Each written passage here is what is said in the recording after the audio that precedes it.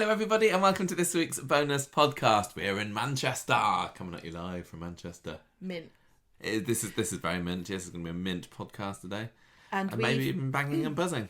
That's right, we've been sponsored by Waze to let you know that you can now download a Mancunian voice for your... We were driving out Hang on, does everyone know what Waze is? Waze is our sat-nav app. It's a sat-nav, it's a navigation app. And when we got in the car this morning, it said, do you want to navigate like a mank or something? And yeah. Of course we do. So now we have a lovely Mancunian lady telling us... And she says things like... Keep right, mint. Yeah, and she says, now you've arrived and I'll stop my either in you. Yeah, it's great. So yes, we are in Manchester. We're not really sponsored by Waze. We're not, no. Yeah, we thought we'd take a little impromptu trip up north for half term, didn't we? I wanted to come up for half term because everyone else seems to go places, and I thought, what better place to go? Exactly. Yeah, we it's currently Sunday as we're recording this. This is going to be another one of these Record As We Go podcasts. I'm thinking that we're here until Wednesday, I think. We haven't even decided that yet. That's how we roll, baby. But the idea is that Monday and Tuesday, hopefully, we'll have lots of exciting, horrific things to talk to you about. We've had a nice weekend as well, haven't we? We're staying in a nice little flat just in Castlefield, or Castlefield, as they say around these parts. And it's cool. It's really well, it's like Deansgate, isn't it? Deansgate is the road. Yes. Got to say it right. So we drove up on Saturday. Very long journey. Can I just ask you this, right? You know how like when people are very worldly and sophisticated and posh, okay, and they'll be like, "Oh, I went the weekend. Me and my partner went to France. Yeah, we went to Paris, right? Because they're sophisticated." Yeah. As a southerner, is it sophisticated or is it cultural appropriation for me to say? I'm saying in Castlefield. I don't know. So you call it what you want, darling. we went out for a wander last night and we realised, there's a Science and Industry Museum. That means it's right by the Coronation Street set. So we hadn't even realised how close it was to the old Coronation Street set. So when we decided to go and stretch our legs last night, we went up to St John's Garden, which is nearby, and they'd filmed a couple of things there back in the day, and then we went down Quay Street. This is the thing with this trip. There's only so many places we haven't been to, I think. So we're not going to talk too much about that. There's nothing groundbreaking. There isn't. To talk about. We went down to where the old set was, and yes, there is still no trace that anything ever Corrified was ever there. But anyway, so it was kind of, we paid homage and did a little bow, and then went and had a wander around Manchester, where it seemed like half the population were out on their hen do last night, wasn't it? I know, it's like the Bournemouth of the North. It really, really is. One of the ladies was carrying a giant inflatable willy, so that was quite something. It's an interesting tradition. But we had our first Corrie encounter, didn't we, last night? Okay, right. Listen. When we went on the to visit the set last year for our 10th anniversary, one of the things I said to Michael was, like, everyone knows our voices, so we better watch what we say to each other, because we're not anonymous necessarily. And I thought I was being paranoid. And then as we were walking, somebody recognised our voice and said something to us. So yesterday I said to you, right, I know I'm being silly, but we need to remember, just in case, we start slacking somebody off. But then, we were trying to cross the road, weren't we?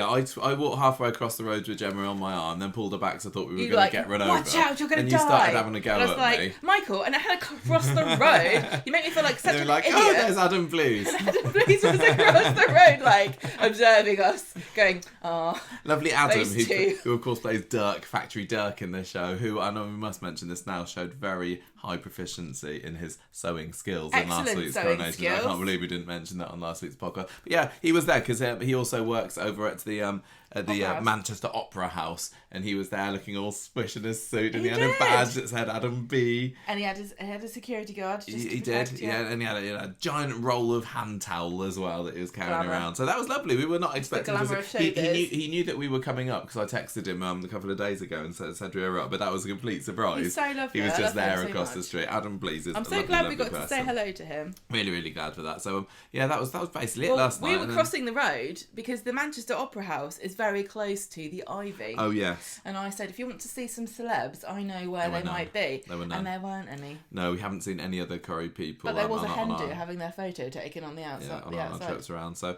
that's kind of it. Here's my question. Where do the stag do's go? Good point, Liverpool. So we did that. We came back home. We kind of, this morning, we planned out what we're going to do over the next few days. So hopefully most of those plans will be able to work. And today we just had lunch with some friends and hang around with them, which is lovely. And we had excellent breadsticks. Yes, excellent breadsticks. Very, lovely. very nice. Not exciting food. Not podcast material, I don't think. So I think that's kind of going to be it for the moment. Hopefully next time we come back to record, we'll have lots of more exciting stuff to report on, though. So should we just leave it there for the time being? We should do. Okay. Right, so it is now Tuesday morning. Happy Valentine's Day as we're recording this. Happy Valentine's to you, my darling. Yes. Hope you had a lovely Valentine's Day Eve yesterday. Well, no, it's not that, is it? It's not called Valentine's Eve. Well, it was still very lovely because we went to Coronation Street. Yes, but it wasn't related to Valentine's Day. No, not at all, not really. No, we were very, very lucky that we were able to get in because we wanted to we wanted to go and see the new precinct, and Alison Sinclair, who works at publicity for Coronation Street, very kindly allowed us to go in there. So we drove over to Media great. City. It's like a second home, isn't it? That Media City. Is it? That's what I think anyway. Yeah, parking in the car park, driving past, going over the bridge. It's just like I feel like I belong in that place. Nothing wrong with that. Okay. So we went to see the security guard, let us through. Ali was there to meet us. Mm-hmm. And then we went into the precinct, which is just to the right of where the security guard gates. Literally, as soon as you go through the gates, you just take a right, and then it's there. And we'd seen this obviously on screen a couple of times so far, as well as the big publicity launch event of it back in December that we sadly weren't able to go to. So it was a real treat to be able to go and have our little private tour yesterday. I know, we were really lucky. Yeah, we were in the lot in the studios for Coronation Street about 45 minutes or so in total, weren't we? Yeah. But not all of that was precinct. We did get to see a couple of extra goodies as well. If you've seen our social media, you'll know what they are. Or I guess you can hang around and listen to us talking about them. But yeah, the precinct itself. What were your kind of initial impressions walking into it? I thought it was a perfect little representation of exactly what it should have been, like the little rundown shop area that you had something like this in your village, didn't you? Little bit, yeah, just one row. It's kind of like a little city kind of precinct bit with a mixture of different shops, and you've got the bakery, it looks like it's been there forever, and then the dessert shop that is obviously a new thing that's been added, and like with Victoria Street and the whole of the new set in Media City, I suppose they've done a really, really good job of making it look like it's been there for ages. We went there last autumn, didn't we? Not autumn, it wasn't even that. It was last summer, and there was nothing there. So this thing has sprung up over the last 4 or 5 months, but it looks like it's been there for 30, 40 odd years. It really is incredible. I thought it still looked a lot smaller, and I know that's the cliche thing to say as soon as you see anything Coronation Street related in real life, but they really have packed a lot into this tiny little nook at the side of Coronation Street, haven't they? It's kind of, filming lot wise, it's just behind where Trim Up North is and all of that, and you can kind of go round the corner Wet Edge and get to the police station and everything, but it's in the world of Weatherfield, it's supposed to be who knows where. I guess not too far away from Coronation Street, and because of where it's situated, there will be no connecting shots of people walking from Coronation Street to the precinct, because it's not attached in any story way. I mean, it's attached production wise because you can go through one of the alleyways and you're inside the back of Trim Up North. Yeah, exactly. But no, I thought it was very neat and tiny, but they managed to pack in so much detail in there. But it was also looked like it'd been there forever, didn't it? Because they're really good at that, at Corrie, like aging everything and kind of like putting dust and dirt and grime on stuff, and it was fun being able to spend the time to look in all the windows and seeing all the detail, like even in the bargain Hansa shop, all the rings and chains and everything they've got there, all the gold and the little price tags and everything. It was like all this kind of stuff that you're not going to be able to see on screen, I guess. But so far they've only had those 2 scenes with Summer and Adam and Sarah Louise in the on the play park bit. But I mean, you can go right up to it and see that it's been lovingly created by the in-house designers that have all worked on it. Oh, I have to say also that the that Peter really should have done his research about trying to sell his tablet and saying it was worth £200, because there is a tablet in the window of Bargain Nanza that is £150. Oh, so. Does that have a cracked screen though? And here's a fact that you don't know. What? Opposite where the so along the back wall of opposite the precinct is just the normal wall that Coronation Street is like the boundary of their set, and so they've decorated some parts of it to make it so that you can film from both directions at the precinct. So they've got this like cute little bee and butterfly wall, and then they've got their own bins which are all decked out like they look like the actual bins that the Coronation Street set use is the same as the very nice recycling. But there's also a banner for Amalgamated Steel. Yes, I saw that. And Dom, the archivist, was talking to me, and he told me that is the company that Ken Barlow worked for. I thought so. And that's why it was a classic reference. Yeah, they said they asked him for a name of a building company or steel company, and he said, "Well, could use that one."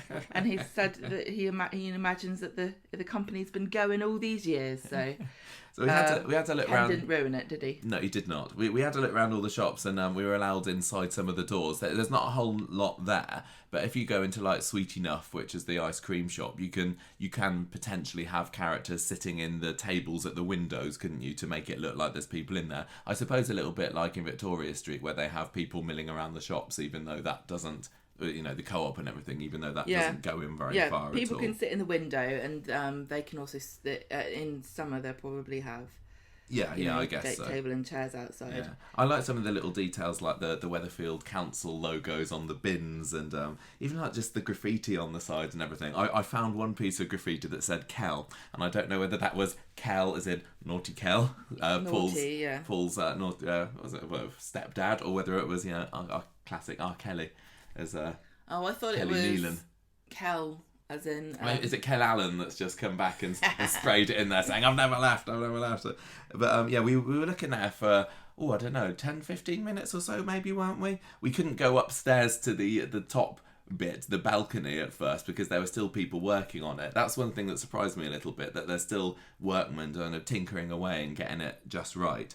But we did ask Alison, and she said that they'd filmed some other scenes, in the past 6 weeks or so since the beginning of the year, and we are going to start to see a little bit more of the precinct coming on screen in the next few months. I just want to say that they even in the window of Peking Order, which is that's the Chinese Chinese place that has closed down, they've even got a menu that's completely correct, like complete menu for a Chinese takeaway.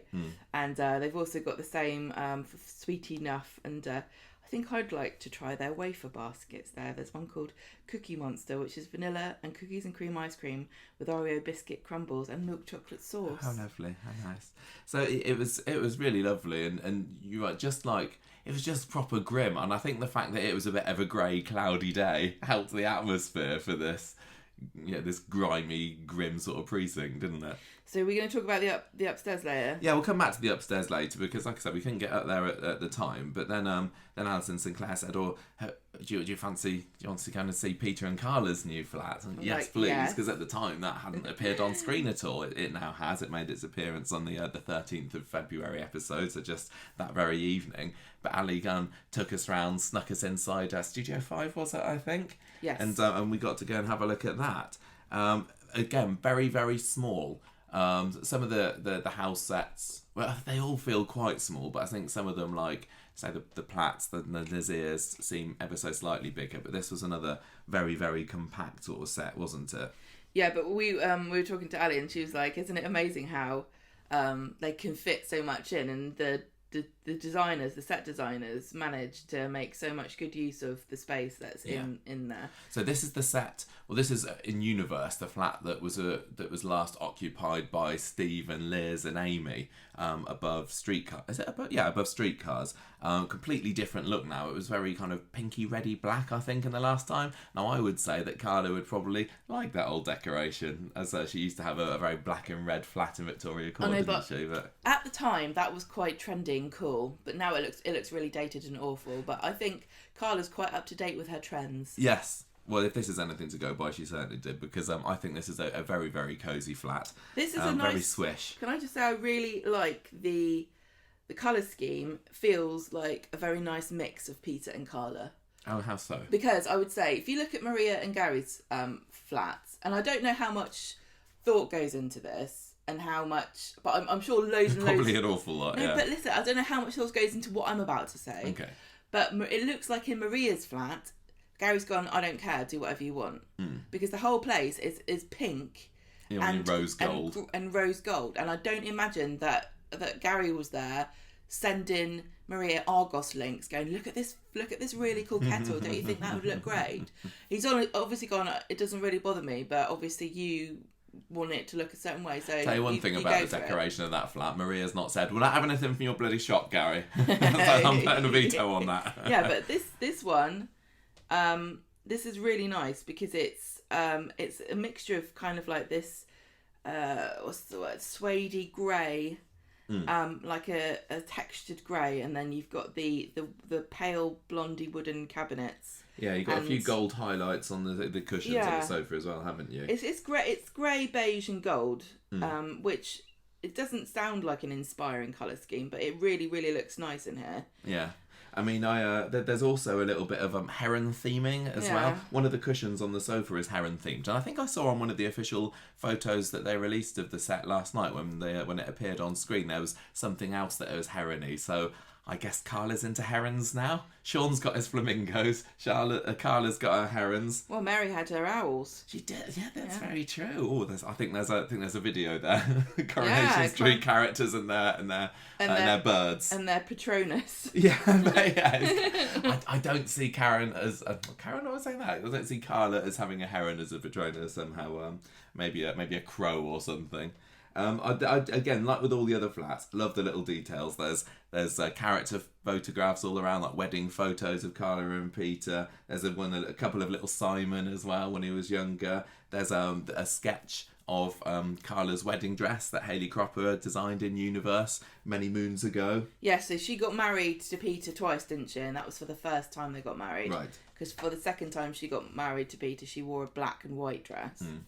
So that was really sweet. Yeah, that means a lot to her because it was Hayley that designed it, and also there's no awkward questions because it was Peter, even though it wasn't technically the same marriage that they're on now. Now, right opposite Carla and Peter's flat, there was something else that I have to admit caught my eye as soon as I walked into the studio, because it was Roy's Rolls. And Ali didn't realise this at the time, Alison Sinclair, but we'd never been into Roy's Rolls, have we? We've done a couple of tours of the sets, but that's always one that's evaded us. We've ever been in that studio? No, I don't think we have. So I don't know what was in that studio before they put Carla's flat in there, unless it was Liz's old place. Yeah, maybe. And they've just why would they copy the same layout? I wonder. Well, anyway, so Roy's Rolls, we said, can we just have a look at that? And she said, yeah, fill your boots. And this is a proper iconic set, hasn't it? Because you know what Roy's like, not a fan of change. So this particular set here is, in my mind, stayed pretty much identical for the last 20 years. Yeah, it's dated, isn't it? It really is dated. But it's dated in a realistic way. Yes,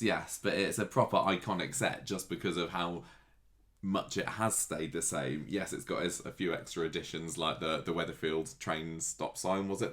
Did somebody need to get in that for a Christmas 1 year or something? But on the whole, it's exactly as you would remember it 20 years ago or so when they first moved to Victoria Street. But unlike the other sets that look bigger on screen, this looked bigger in real life. It really looked like a big set. I mean, I suppose compared to, say, Peter and Carla's flat, you do need to fit a lot of people into this one. I think having your extras and everything, having their cream horn. There's a lot of space you need to walk around with plates and trays and stuff. But I think one of the reasons it looks so small on screen is because I I don't know what the camera angles are like on the normal sets, but I'm assuming they're normally like head height unless you're sitting down. But the ones in Rolls are going to sometimes be shooting people as they're seated on the tables. And so when you're shooting across like that, it kind of like all of the space disappears, doesn't it? Because there's you can't get this perspective of the space. So we kind of started wandering around in there. You were snapping away and taking videos. I went straight to the kitchen area around the back of the counter because they don't often go back there, do they? And I was able to see some of the bits and bobs that were there. There was like a sink area. There were plates of plastic beans and eggs and sausages and they're just ready to be brought out. Plastic fake food is the theme of Roy's Rolls. Nothing there, apart from I guess what you might see the characters eating on screen, is actually real. Also going to say this is how the characters on Coronation Street, the women always stay so thin. That's why I like to go to Roy's Rolls. It's all just plastic. Because it's just paper mache. Well, yeah, the crepe paper was my favourite discovery. So where you've got the counter at the front, which has got the pictures of the tea and the sandwiches and everything, and inside you got little plastic tubs and everything. One of them's got some fairly realistic looking plastic salad in, but then there's another one that's literally just torn up crepe paper, like red and orange crepe paper. It looks like red and white cabbage, doesn't it? I guess that's what it's supposed to look like. But, and then there's like 3 little tubs next to it, and one of them's got those sweets that are fried eggs. Oh really? I don't think those are an ingredient. That. Yeah. I don't think so. No. And some plastic ham. Yeah, and then you've got your delicious hot snacks tray that's got your plastic pies in and everything. But you can't tell on screen, can you? No, not at all. There was also a penny on the side that I didn't steal. Oh, well done. I could have put it in the Weatherfield Cancer Support Centre collection tin. I love the placemats and everything there that have all been made with Roy's Rolls designs. On. Yeah, there's a couple of different ones. I didn't realise that. No, I didn't at the time. But that was really, really nice being able to stand in there as such a proper iconic set and have a good look around. And like you say, I definitely agree that it felt a lot bigger. And speaking of big sets, the next one, the final set that we went on to yesterday was Underworld. So Hang on, I didn't get to talk about one thing that I thought was quite good. Yet, then go on. On Carla and Peter's flat is their little area where they do their work, and they've got printer and pictures and stationery and stuff. We've also got 3 books. Yeah. One of them is called Nordic Interiors Home. And then one of them's called Yves Saint Laurent, so a designer book, and the other one is called The World's Navies. So Carla and Peter have got a book each and then a shared one. Nice.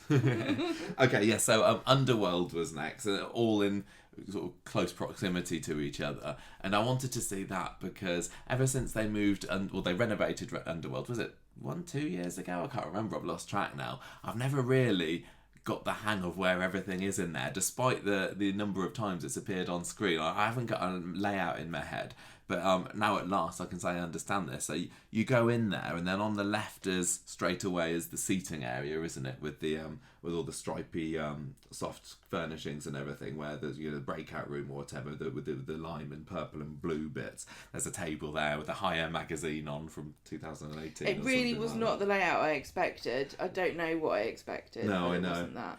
And then on the right, you've got the 2 offices. So there's the sales office first, and then you got Carla's office a little bit further along from that. You got lockers on the left. It's really difficult to try and explain it without actually seeing it. So hopefully, if you're watching this on the YouTube version, you've got a few sweeps of where everything actually is. But again, so much detail in that place. I could have stayed there forever, and we were probably in 5 minutes or so. Do you think? It's funny because on screen it's really hard to get to sort of really believe that it's a proper factory, because you see so much of the like the offices and Carla's office and the sales office and stuff. You barely ever see any, or like the breakout area. But there is actually quite a lot of space dedicated to the machines, and there's a whole wall of like fabric samples and boxes, and there's lots of pants hanging up. There's loads of really amazing details that you would never ever see on screen. Like I found, I can't seem to find it now, but there's stuff like in front of the machines there's like a production sheet that tells you how to manufacture the product that's being made on the sewing machines at that particular point. I missed that. There's like little samples of underwear with notes attached to them. There's a Rolodex with people's names on it. There's loads of it's just sometimes they will use fake details, won't they? And they'll just have some old paperwork from something that's years ago, and just to fill the space. But other times they'll do sort of like really intricate detailing. It was brilliant, and then that was one that I was lingering around a little bit longer because you and Ali sort of started walking out, didn't you? And I was snapping away, and you were like, Michael, where are you going? Anything else to add about Underworld set? No. Okay, I mean, well, what do you want? I've got nothing else to. It was just brilliant. I could have stayed there and investigated for hours probably. But after that, that's when we went back outside and we hoped that we'd be able to get onto the balcony area of the precinct. And by the time we got there, the men had all gone, hadn't they? So we went up the steps. You kind of. You go into the little nook that's on the left as soon as you go into the precinct, up some stairs, turn around, up some stairs, and there's a little, I don't know how you describe it, there's like two doors, isn't there, that you go in. You go in one door and there's a tiny little holding area thing, and then another door, and then that takes you out onto the balcony. And that's the staircase from the old. Yeah, the old factory. They recycled the staircase for that. Yeah.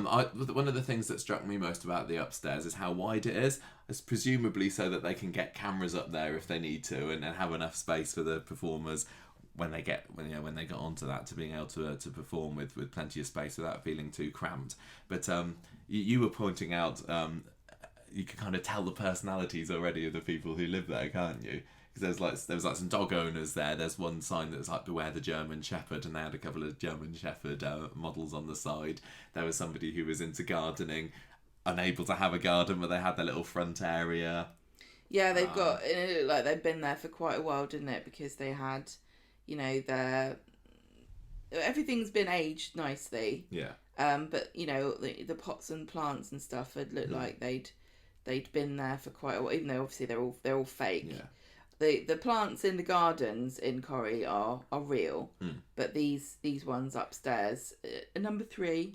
I don't know what the address here is, do you? No, I don't know what the road is, or whether it's just Weatherfield Precinct. So yeah, want to send them some post. So you've got your kind of barony, sparse looking dog owner place where the bowls outside. Yeah, that's number 4. And the collar hanging on the wall and a little sign saying "Love is being owned by a German Shepherd."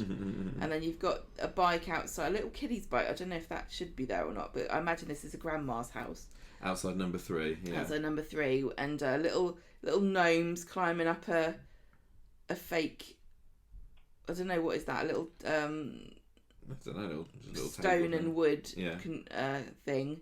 There's like 3 gnomes there. Pair of red gardening gloves. There was number 2 is the one that's the kids, or that's got children in, hasn't it? It's fairly sparse, but there's a little NHS rainbow in the window. Yeah, it looks like a little dusty bin or something, but it's not. Got 2 little scooters outside, and a toy truck, and a funny little cute weird porcelain bowl poking through the neck curtains. Yeah, that's what I was talking about. I don't know what that is. And then the first one you get to is number 1, which it's got dirty curtains, isn't it? They haven't been washed.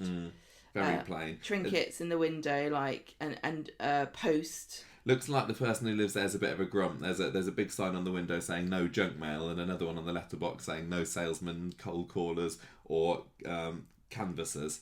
So it's I do love how they've given a bit of personality to these characters who maybe we'll never meet. Maybe by the time they get used it'll be one of the current characters moving into there maybe and refurnishing it. Yeah, and the top area is quite wide, and it's also reinforced so it can take lots of weight. Sally was telling us that you can have filming up there, so everything, all the equipment can go up there, and you can probably also film from there down and have some interesting fights maybe in the playground. Oh yeah, people having a slanger match over the balcony. Yeah. Anything else precinct wise? I can't recall. I mean, there's some other things that you may or may not know, depending on how much you followed about the I like thing. the little bee house that was there. Somebody's got a boat hotel, haven't they, with some little plastic bees on the side. That's actually the grumpy person. Nice. Oh, okay. So the grumpy person is into bees, and the play park itself, it just looked very realistic. There was even the cola cans they have in Weatherfield. I can't remember what the fake in-universe brand is, but there was one of those kind of screwed up and put on the floor next to a bin. Yeah. Just really, really well done. I loved it. And this has already been reported about, but the security lodge when you go into the set has been decorated on the side that faces the precinct to say Weatherfield Community Park. Yeah, of course I missed that. So it's like normally just a nice plain grey building, but they've covered it with rainbows and swirly patterns and hearts and things to make it look like it's part of the world of Coronation Street. Yeah. So after that, Ali took us back through the car park. Our time was up, sadly, and we ended up getting let out through the back gate. We did see Joe Duttine pass by in his car, didn't we? Didn't you? He was waving out the window. I think you might have had your back to him, to be honest. Well, I was talking to Ali because you were trying to follow her into her car. I wasn't listening, and Ali was getting into her car, and I almost climbed in with her. But and then when you were like, Maka, what are you doing? I turned around, and there was Joe Duttine waving past in his flat cap. Look at this idiot. Yes, we went out the back gate, and that's when we encountered Brian Altman, isn't it? Yes, Scotland's that's right. biggest Coronation Street fan. You may know him from Twitter. Who we met for the first time last summer, I think, didn't we? And it just, by complete coincidence, he'd planned his latest trip up to Weatherfield to be there at the same time as us. So we ended up spending quite a long time having a chat with him about what he'd been up to. Yeah. But we also met round the back, very excitingly, Sally Carman. Or should that be Sally Carman Duttine now? So I kind of messaged her a couple of days previously and wondered whether she was going to be in that day, and she said, "Oh yeah, I'm getting in about 11:30," and luckily for us, that was about the time that we were going to be out. So she came out to the back and said hello to us, and we all had a chat and a hug and sort of had a quick catch up, which was lovely. She's a very lovely lady. Yeah, she's going to be setting off to her Canada tour soon. Oh yeah, she talked to us about the Canada tour. Anyone who is in Canada or has Canada accessible to them, you may wish to go and attend these events, because it looks like she's very much looking forward to going, and it'd be nice to have some podcast fans going, wouldn't it? Yes, it would be very nice. So much fun. And then we just hang around for a bit, just did the usual thing of let's see if any other cast members come down, and Brian had said that he'd seen Adam Hussein, Patty Clare, I think, maybe a couple of others earlier that day. And we just saw one more, didn't we? We saw James Craven, who plays Aaron. This is the first time that we'd ever met him. We'd seen him in the distance, I think, before. But he came over, very tall. He's so nice. He's really... He was very nice, yeah. Brian went over to him first. I mean, he's really young as well. And so I think he did a really good job of... dealing with a bunch of strange people talking to him. Speak for yourself. Well, I mean, as in strangers too. Yeah, no, exactly. So he was very, very nice, very good. Posed for some photos with everybody. Yeah, Brian spoke to him first, and then when he walked off, I sort of moved over and I said, "Oh, I'm from the podcast." He goes, "Oh yeah, I know who you are." So that was quite nice that he knew of me from social media or whatever. Exactly. And then he said, "Oh, we haven't met before, have we?" I was like, "No, it's the first time." So we got a photo and everything, and hung around there, and then had a chat. He stayed for about 5 minutes or so, maybe, didn't he? He stayed for longer on his way out because we saw him right. going in and out. Yeah. But that's he was just about to go in for work, so he had to go quickly. But we came back later on and we saw him coming out at the end of the day. But we stayed around there for a little bit. But then we knew that at 12 o'clock, I think, we would arrange to have lunch with Dom, who's the Corrie archivist that we met last summer. We'd agreed to go over to Costa to have a little lunch with him. He's so nice. I love him so much. And he brought us a Corrie calendar. Yes, he did. A Canadian one. A 2023 Coronation Street character. What you can't even buy in this country. You can't buy them here. And Thank you very much for that, Dom. The next generation of Coronation Street characters, isn't it? Yeah. So it's got all the young guns on there. It does. That was really cool. And we just went and had a little chat for a while about this and that. And he said he enjoyed our Bev Unwin character profile. He gave us a couple of the... as did Ali Sinclair, actually gave us a couple of the filming locations that we've gone to and are hoping to go to later on today as well, to get a few snaps from as well. That was lovely until I got my migraine halfway through the meal. I haven't had like a migraine since I was about 10 or so, maybe younger, and I was sitting there eating, and then my vision all just started going blurry and weird, and I didn't have a headache or anything, but I was like, I think I have to go back. And it was so typical, because I wanted to spend, the day outside, or a bit longer in the day outside the studios, but I had to get you to drive me back. I had to cut our lunch abruptly short. I know, I feel really guilty. I apologise. You were smiling like a maniac, going, I can't see anything. Yeah. I have to go home. Yeah, pretty typical, but we drove you home, and then I made you go to bed, but before you went to bed, you wanted to put some things on the internet. And then you wrote a load of stuff, and you came and you said to me, look, can you read this for me? Because I've read it a few times, so I'm not completely sure it makes sense. And I read it, I was like, no, it doesn't make any sense. It's so weird. Go to bed. Even when we got to the place we were staying, and we had to put a little code into the gate to drive the car through, and you told me the 4-digit code, and it took me like 5 or 6 attempts to get this code in. My brain had just gone to mush because of this migraine. Like, oh, you can put it in any order you like, it doesn't matter, as long different as it's numbers, the right whatever, number. as long as the spirit's there. But yeah, so we went to sleep for an hour, and then we headed back out. No, I didn't. I went to sleep for an hour, then we headed back out to the set, for closing time really, and that's when we saw James Craven coming back out again. We didn't see anybody else, They're sadly, all hiding, but Brian was still there as well, so we stayed with him. And then we went on to our final stop of the day, which was poor Teddy's final resting place. It was, and it is actually not a place I would have picked to chuck a body in the water, because it's right next to a pub. Right next to a pub called the Strawberry Duck, which is a lovely name. So that's out. It was about 15 minutes away from the set, like, wasn't it? We had a little drive. It's like on the east side in the city centre of Manchester, and it's right by obviously the canal, and it's really actually quite dark and scary. It is if you go at night during the night time, and so you'll be able to see the video if you go onto our YouTube channel. If you're watching it there, then good for you. But we were wandering around and separating up and then meeting back up again, and there were a few bits where I was walking down the path and I was by myself, and all these blokes were walking past. I was like, don't kill me while I'm filming stuff. We might have looked a little bit silly. We looked really... Why are you filming? We looked absolutely suspicious. There was a lock there, wasn't there, for going through the canal. Yeah. And you could go across that. And, so we were just walking around and filming the water and filming each other and filming walking up and down. And there's a bit on the other side of where Stephen threw the body in the roof box. In the roof box, that's like a grassy area, but there's like a low wall kind of separating it, and there's nothing between the grass and the edge of the canal. And so I kind of climbed over this little wall and started walking about on the grass. And I was thinking, I'm going to die here.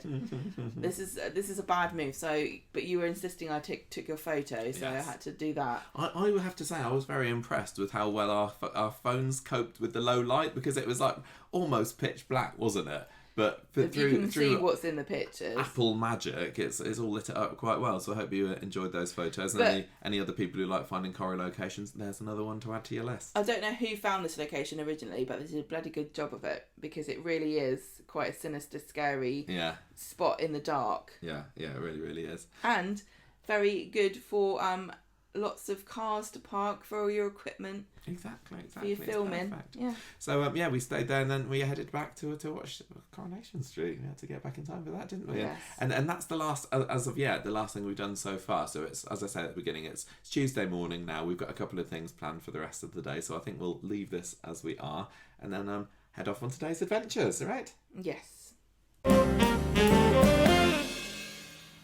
And now it's Wednesday, our last day here, just tidying up, just packing up, ready to go. But before we thought we'd head down south, we thought we would fill you in on what we got up to yesterday. Did you have a nice day yesterday, Gemma? Of course I did. Of course she did, everybody. What did we do? We had lunch with a very special person yesterday. We did. Didn't we? It was amazing. Ian Kershaw, who's a Coronation Street writer and star. He's played many a dodgy journalist in Coronation Street, and you got a famous wife as well, isn't they? Julie Hesmanhouse, who played Hayley Cropper as his wife.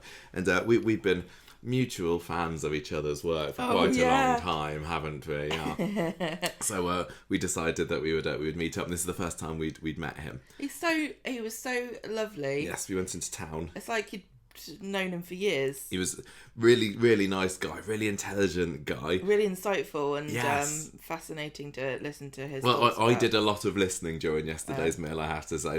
That you and him were talking very, very intelligently, and I was just sitting there going, "Duh, who's my favourite character?"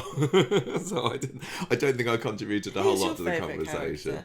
But no, it was just lovely finding out all about the writing process and his ideas and thoughts about what can and can't be included and how things have changed over time and all sorts. It was amazing. It was such an interesting conversation. He's so interesting, isn't he? And funny too. Yeah. Very articulate. I could just kind of throw all kind of superlatives out about him, but all in all, it was just a really, really lovely time, and it was. I was so glad that we were able to meet him and get in touch and widen our contact sphere of people involved in Coronation Street. He had a lot of good stuff to say about Ian McLeod as well, didn't he? Oh, yes, definitely. Yeah, just in case Ian's watching.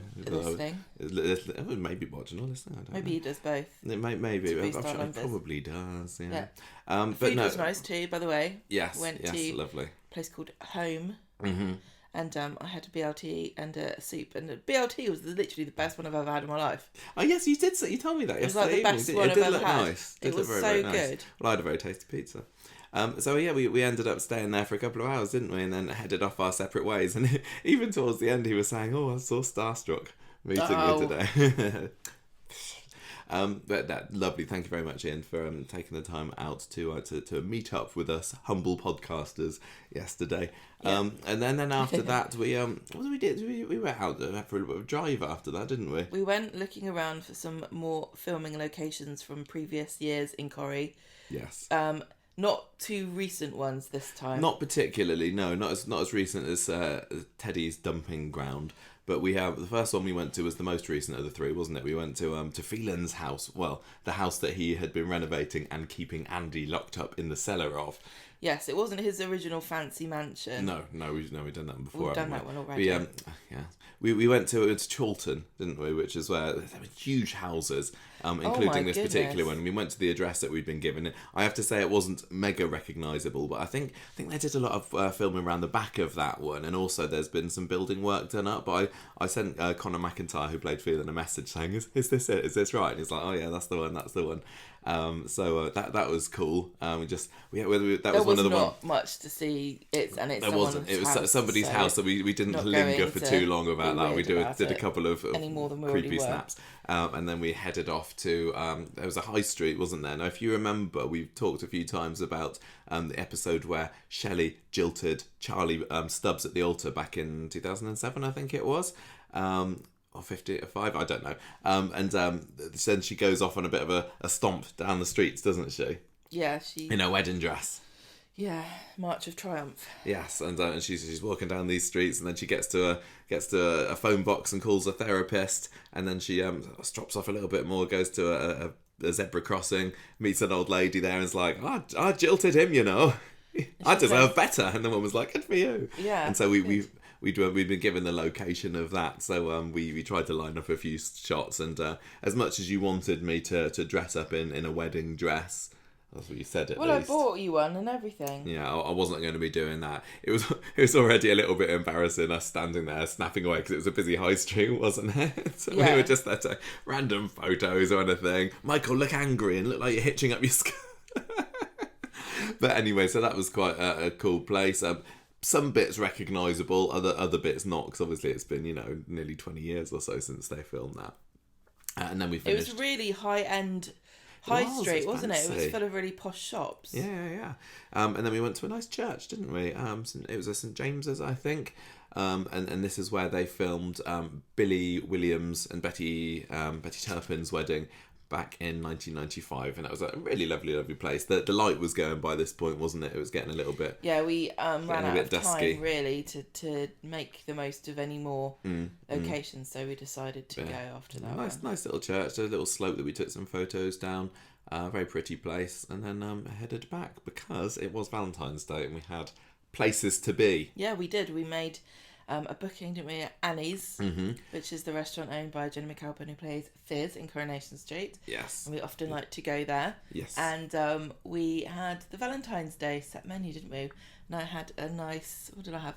Prawns, crispy, deep fried. I wasn't expecting them to be deep fried prawns. I thought they'd be pan fried, but they were very nice, crispy. And then I had skewers with prawns, chicken and steak and some chips. I had some nice gyozas, some duck gyozas, lovely dipping sauce, and then I had a salad didn't you? It did have a load of meat thrown in it, so it was only a fake loads salad. Of dressing. Yeah, but I felt a little bit healthy because there were some green things passing my lips for the first time in a few days. And it was just really, really nice. It's a lovely atmosphere there. The waiters there were very attentive and, Harry, and lovely and polite and everything. He's really nice. Yeah, and then what did I have for pudding? Creme brulee. Oh yeah, we both had a creme brulee for pudding. I love a creme brulee. And I had a fizz cocktail. Was it? Annie's Fizz it was called, wasn't it? Yeah. It's really nice. I still think they should put the Fizz bomb pudding back on the menu. In fact, I filled out a little form afterwards saying that they should put it back. So obviously they will now. They'll have to work on that, won't they? Anyway, always a lovely place. And if you're in Manchester and you wanna line Jenny McAlpine's pockets a little bit, then head on over to Annie's in just off St Anne's Square. Yeah. And you can go to our lovely little tea rooms there. And that was it. We walked back. We came back to bed. And now it is Wednesday. We're halfway through the tidying and cleaning, or maybe we're over halfway. I don't know. Depends how much Gemma likes to whip me into shape. Wow. And we'll see, won't we? We must get on with this, and then we're going to head back on a long journey down south to get all this video and audio put together, so that hopefully you can all hear about our lovely trip. But we'll be back later in the year. We've already got a couple of trips planned, actually, haven't we? Semi-planned about what we want to do coming back to Manchester this year. But hope you all enjoyed listening to our time this time. It was a lovely trip. Yeah. Enjoyed your company, Gemma. Yeah, you too. It was all right, was it? Yeah.